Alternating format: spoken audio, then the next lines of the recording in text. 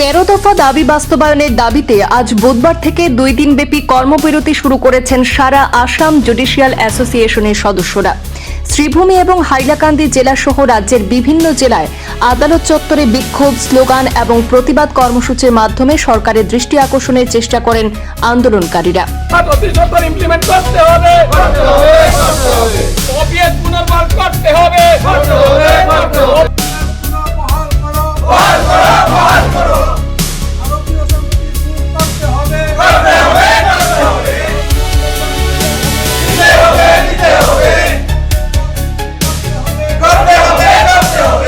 বিক্ষোভে অংশ নেওয়া কর্মচারীদের হাতে ছিল ব্যানার, প্লেকার্ড এবং দাবিপত্র।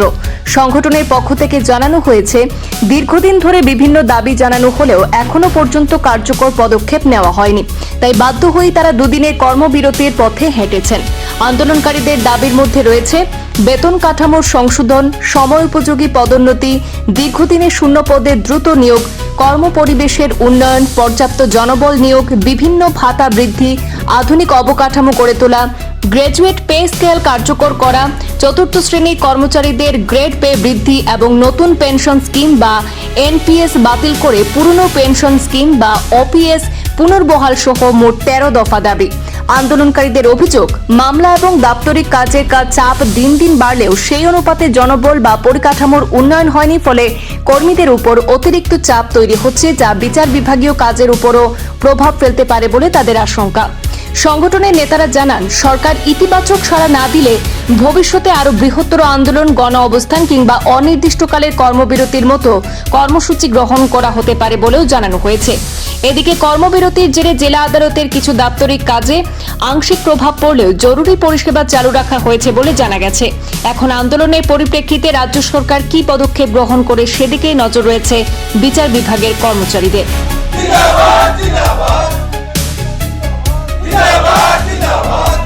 গোটা অসমে এই ন্যায়িক কর্মচারী প্রত্যেকটা ডিস্ট্রিক্টে আমাদের 13 দফা দাবির পরিপ্রেক্ষিতে আমরা 2 দিন ব্যাপিয়া এই কর্মসূচি হাতে নিয়েছি।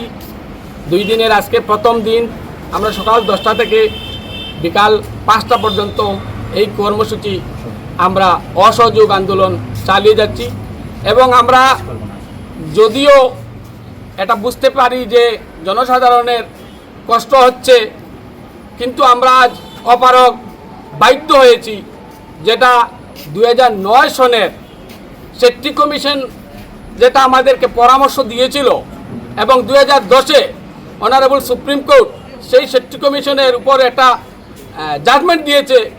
কিন্তু অত্যন্ত দুঃখ এবং আবেগের সহিত বলতেছি, সেই পরামর্শ, সেই জাজমেন্ট আজ অবধি আসাম সরকার সেটা ইমপ্লিমেন্ট করে নাই, আমাদের ন্যায্য দাবি পূরণ করে নাই।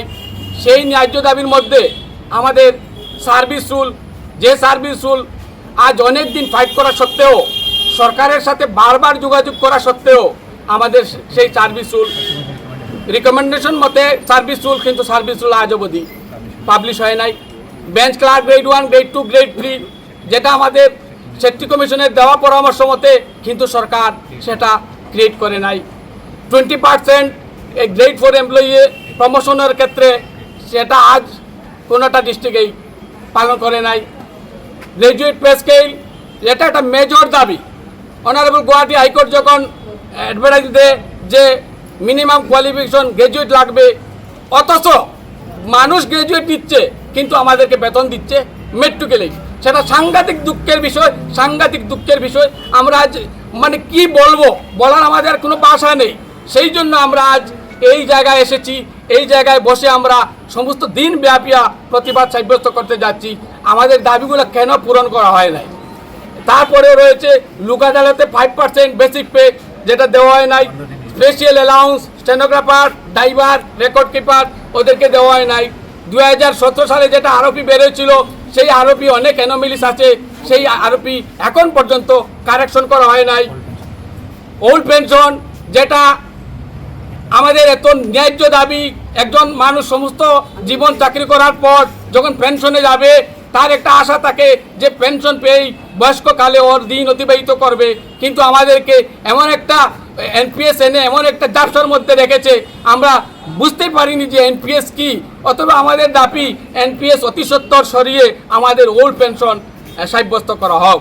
এবং আরও দুঃখের বিষয়, যারা প্রসেস সার্ভার আছে একটা ডিস্ট্রিক্টের কোনায় কোনায় যায়, কোনায় কোনায় প্রসেস নিয়ে যায়, কিন্তু এই প্রসেস সার্ভারের শুধু 400 টাকা দিয়ে দেওয়া হয়। কেমন করে 400 টাকা দিয়ে একটা প্রসেস সার্ভার গোটা মাস এই প্রসেস দিয়ে এই এত প্রত্যন্ত অঞ্চলে যায়, আমরা সেটা ভেবেই পাচ্ছি না। তাই আমরা এই আন্দোলন করব, চালিয়ে যাব এবং ন্যায় করে কিভাবে এত অন্যায় এত অবিচার সেটা আমাদেরকে করা হয় আমরা বুঝতে পারিনি। ন্যায় করে যদি ন্যায় কর্মচারীরা যদি ন্যায় না পায় তাহলে মানুষ কি বিচার পাবে, সেটা অত্যন্ত দুঃখের বিষয়, অত্যন্ত লজ্জিত। তাই আসাম সরকারের কাছে আমাদের বিনীত অনুরোধ, আমাদের দাবি অতি সত্বর পূরণ করা হোক, আর যদি পূরণ করা না হয় তা আমরা টোটাল জুডিশিয়ারিকে একদম পঙ্গু করে দেব। আজি আমি সদৌ অসম ন্যায়িক কৰ্মচাৰী সন্থা আহ্বান মৰ্মে সমগ্ৰ অসমৰ লগতে হাইলাকান্দিতো আজিৰ পৰা দুদিনীয়া অসহযোগ যি কাৰ্যসূচী আমি পালন কৰিছোঁ। আৰু ইয়াৰ জৰিয়তে আমাৰ যিবিলাক দীৰ্ঘদিনীয়া যিবিলাক সমস্যা আছে, দীৰ্ঘদিনীয়া আমাৰ দাবীবিলাক অতি শীঘ্ৰে সমাধান কৰিবৰ কাৰণে আমি অনুৰোধ জনাইছোঁ।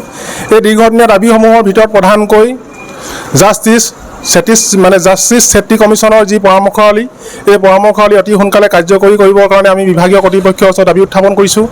লগতে স্নাতক পৰ্যায়ৰ যিসকল কৰ্মচাৰী আছে, এই স্নাতক পৰ্যায়ৰ পদৰ যি গ্ৰেড পে 8,700 টকালৈ অতি সোনকালে বৃদ্ধি কৰিব লাগে। আৰু চতুৰ্থ শ্ৰেণীৰ কৰ্মচাৰীসকলৰ গ্ৰেড পে 3,900 টকাৰ পৰা 4,400 টকালৈ বৃদ্ধি কৰিব লাগে। NPS অতি সোনকালে বাতিল কৰিব লাগে আৰু OPS অতি সোনকালে পুনৰ বাহাল কৰিব লাগে।